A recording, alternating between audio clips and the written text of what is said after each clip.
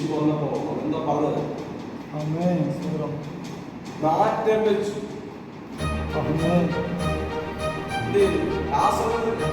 ഉറക്കം നല്ലതേ. നാലാമത്തെ ബോക്സ് നമ്മുടെ നാട്ടത്തെ മാറ്റാൻ കഴിയുന്നത് ദൈവമാണ്. ദൈവത്തിന് അസാധ്യമായ ഒന്നുമില്ല. ഭർത്താവ് കല്ലറിൽ പോയപ്പോ എല്ലാവരും കരഞ്ഞു. അതെ, ചിലരെല്ലാം പരിഹസിച്ചുകൊണ്ടിരിക്കുക കർത്താവ്.